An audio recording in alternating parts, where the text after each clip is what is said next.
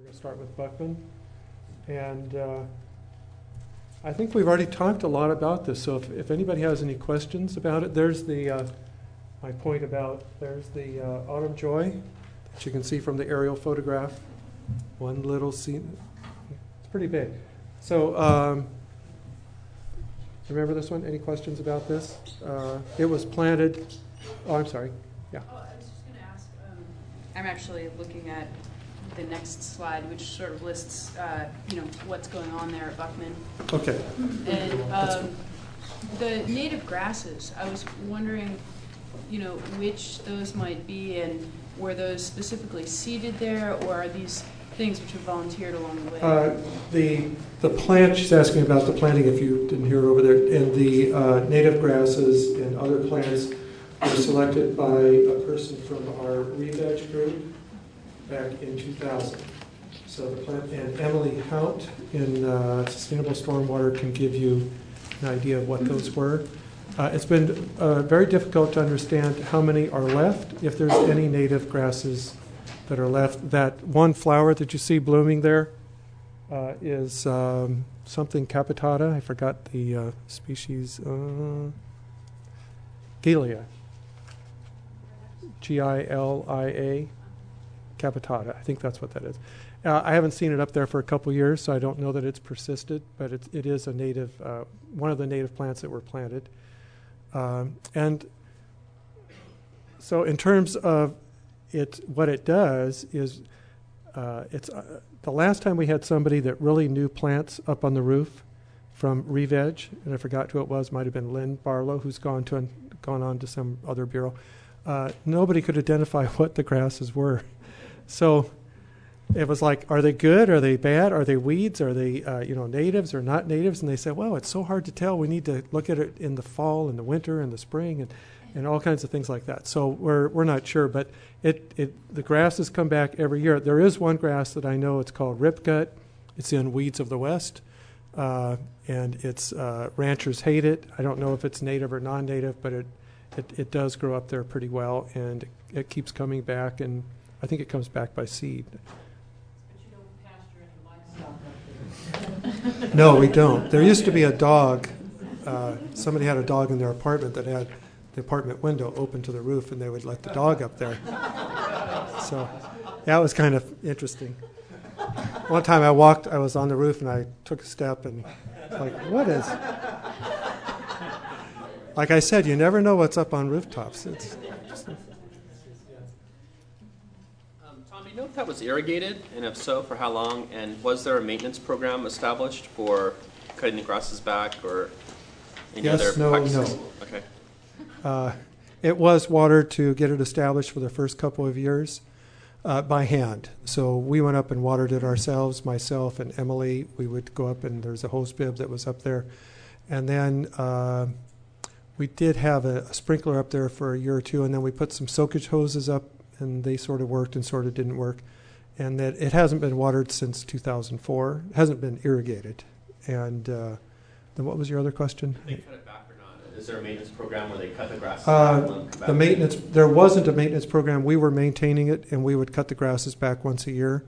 So, and I was up there with a electric hedge clipper, just to give you an idea of the time. So it took me a half hour to clip all the grass with a hedge clipper, one particular season, and I had a pile of grass like this that I took off the roof. And since then, the landscape maintenance company has been doing, I think they weed whack it once a year, and then they take all the material off, and then it's not irrigated. It seems like a good solution compared to the sedums if you're using a native grass, because it's going to adapt, I think, better to our climate than a sedum from out of the country. That's just a guess, but... Well, it could be, except that Autumn Joy is not from this country, and it's not in this photo. This photo was taken before the Autumn Joy was planted. Okay. So the Autumn Joy was planted in 2004. So, and we have no idea, like I said, how many of those grasses are native grasses that are still on the roof. So they could be all... The entire roof, the natives could have been overcome by the non-natives. Just blown in from wherever. Yeah, however they got up there. Yeah. honey apple seed. Well, maybe. Birds. Birds. Yeah. Is there more soil, like you talked about, like the 1996 soil profile? Is there more sandy loam in that soil as opposed to more of the just pumice rock? It's on this list, if you can read it. It is an early soil blend. So actually, it's a blend that Third and fourth one on this list here. 30% compost, 40% topsoil. So it is a. Grasses might not like that really gravelly.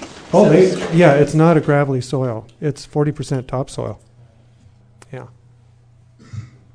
And then this is the camas that was planted, and it's come up every year. So it makes it through the summertime without any water. The soil dries out. Now, we do have a couple spots on this roof where the soil is actually 6 inches. It was all supposed to be 4, but we did find that when they did the construction, they got a little bit more soil up here than not. On the one on the right, the photo on the right, what's interesting about this one is this is in that area where it gets a little shade. This Ecoroof was planted. This Ecoroof here, that's predominantly Sedum album and Sedum oreganum, was not planted. It was a gravel ballast on top, or still is, a gravel ballast. Is another floor below It's that one, roof? Yeah, it's one floor below. So the sedum fell from here down to this, and it has colonized on its own. So are these weeds? And nothing else lives on that roof because it's such, it's only gravel. It's about 1.5 inches thick, and so there are fines down below. So that's where they're probably getting moisture and stuff.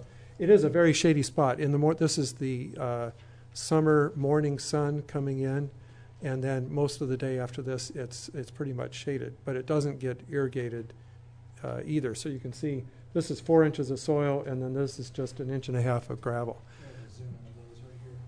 Oh, right, yeah. So there you can see this is the upper level, and then this is the lower level. So pretty neat. I mean, what does that tell you? Okay, buy the soil provider that has river rock. Right. Is there a roof area? Pardon me? Is there a roof area on that roof? A roof area? A roof barrier? Oh, no, there's not. There's not a roof area there. So what's the prognosis for 40 years on that roof? I don't think it's going to be a problem.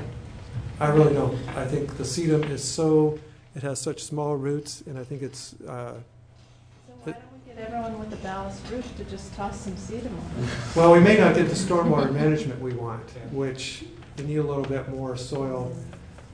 Soil does probably or I'm sure it does, the biggest part of the stormwater management.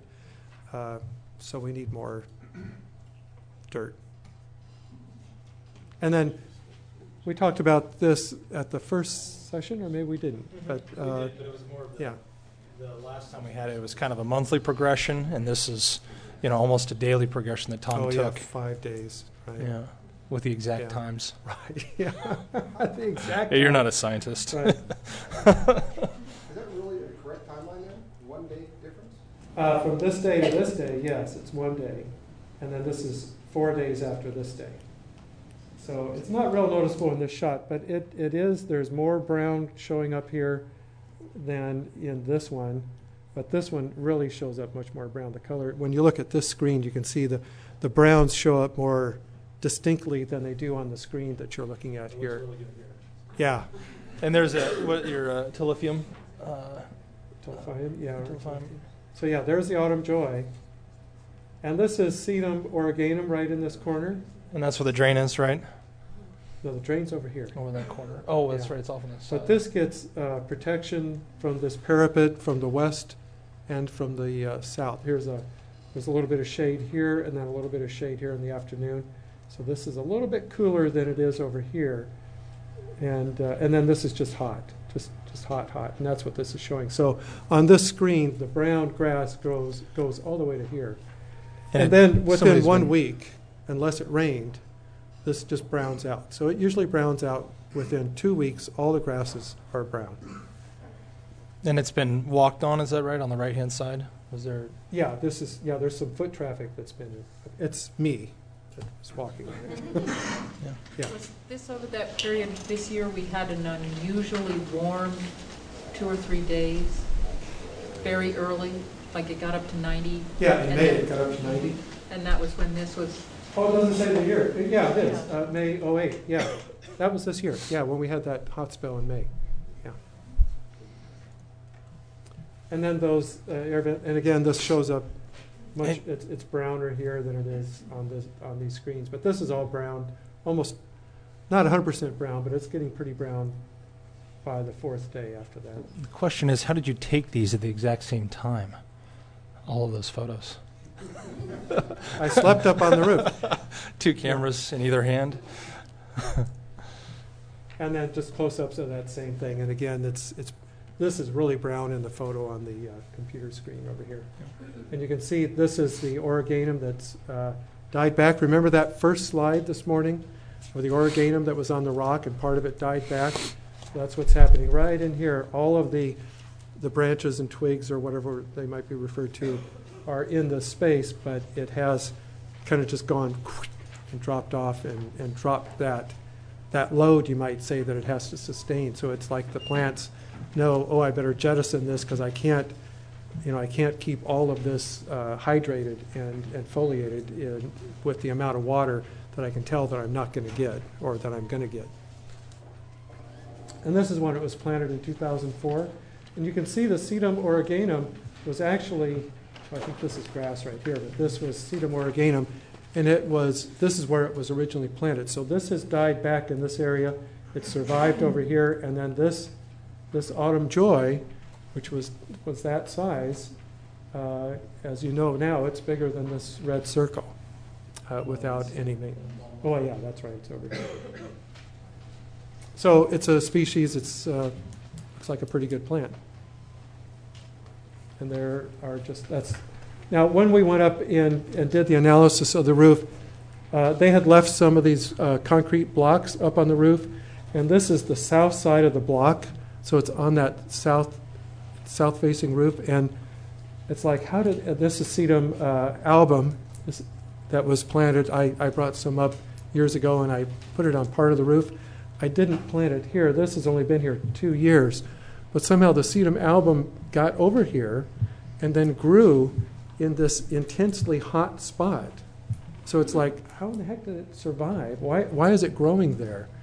And again, there's no water. And so one of the attendants at our spring session said, well, maybe there's something about the material in the block that it likes that facilitates its ability to get moisture. Or absorbs water or something, right? Yeah, or maybe the block facilitates condensation and it gets moisture in the block that then the plant gets out.